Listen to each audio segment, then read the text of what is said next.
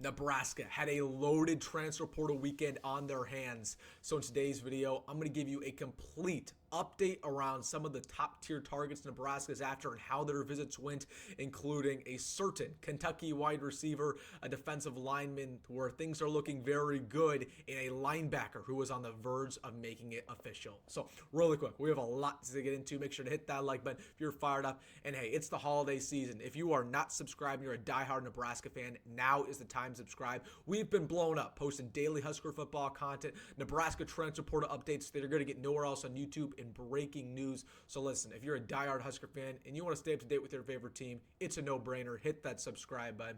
You will be thanking yourself that you did. I'm so appreciative of all of you.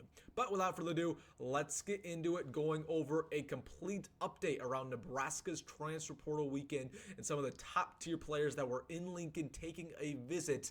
Let's get things started with the guy who was on the verge of making it official, one of my favorite prospects in the transfer portal, Dasan McCullough. Things are looking very good here, to say the least. This guy is transferring from Oklahoma, the number 3 linebacker in the transfer portal. Listed at 6'5", 235 pounds, complete athletic freak, plays rover, safety, linebacker, can play jack for the Huskers. So complete utility knife. He was visiting yesterday and today, and we saw a couple cryptic tweets, to say the least. Dawson Merritt, who is a Kansas City kid just like Dasan McCullough, put on his Instagram story the little peeking emoji. He also tweeted stuff out. Juju Marks, another Nebraska Kansas City guy, tweeted some stuff out in reference to Dasan McCullough. So one could lead to the fact that things are looking pretty good. All the Kansas City boys hyping up one of their friends, Dasan McCullough, and I think this is going to be official pretty quickly. Heard some good news. So of course this isn't official. It's not my news to tell, but things are looking very good here. This is one of my favorite prospects in the transfer portal, complete athletic freak, NFL upside. I'll give you guys the complete rundown when we get the news, assuming it happens today or tomorrow. So things are looking really good for Dasan McCullough. Again, was previously with Oklahoma and Indiana, was an AP freshman All-American in 2022. Obviously rolling a little bit down in 2024 with Oklahoma, but that's just because they had a stacked linebacker room and he still played a lot, and Oklahoma fans are very sad to see him go. So don't want to spoil everything. Things look very good with Dasan McCullough. Stay tuned. Keep your notifications on for when he makes a certain announcement, because I will give you the latest right when it happens. But that's the first guy I want to talk about. Let's get into Dane Key. So Dane Key did make his visit this weekend. Again, this was something he posted at Memorial Stadium. I believe Friday night. He was there on Saturday as well. I think he went home today, but the visit, from all intents and purposes and things I've been hearing, it went very well. There's some confidence by the staff. It sounds like Dane Key has not made a decision formally. It could be wrong on that, but I'm gonna, for the sake of consistency, I'm going to continue to say that I think Georgia's the favorite here. Again, they have a lot of things going in their favor, whether that's winning football games, whether that's NIL, and probably the biggest one is his girlfriend goes to Georgia, right? She's a softball player.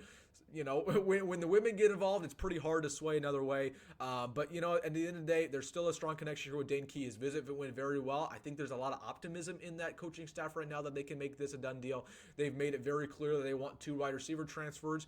And my thing about Dane Key is, although I'd still say Nebraska's odds aren't awesome, there's a possibility they are awesome, though.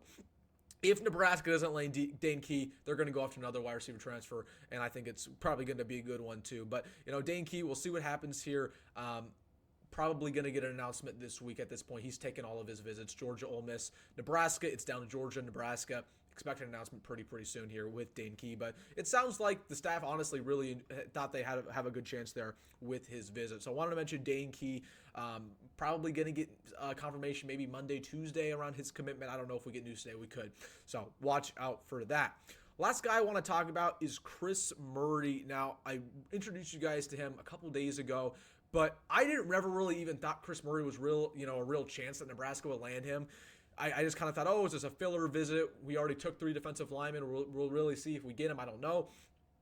I think the staff expects Chris Murray to commit. Again, he was on campus yesterday and Friday. He pushed his visit back, so he was watching all of the games at the facility.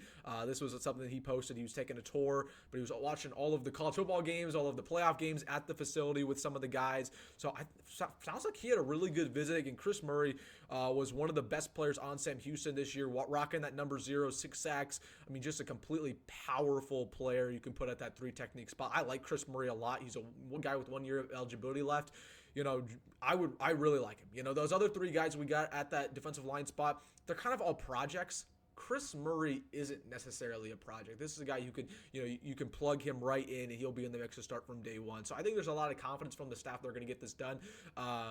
Again, he had a really good visit from all it sounds. The only team I watch out for is Mississippi State. They made a pretty aggressive push there for Chris Murray. So definitely want to watch out when it comes to them.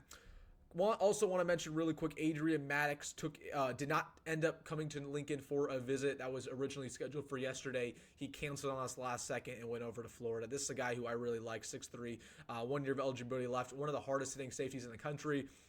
It is what it is, but he canceled last second, so Adrian Maddox not visiting anymore. All right, guys, I want to give you a quick rundown of the transfer weekend for Nebraska. Very busy, but those 3 guys I'd watch out for. Of course, we have Deshaun McCullough, who things are looking real good. Dane Key, expect an announcement this week, and then same deal with Chris Murray there. I think the staff has a lot of optimism that they're going to land him and get 4 defensive line transfers, but that guy is a plug-and-play type of impact player. All right, guys, let me know down below your thoughts about those 3 guys in the comment section. Hey, if you made this far in the video, make sure that like button and subscribe. As always, folks, go Big Red, go Matt Rhule, and see you in the next one.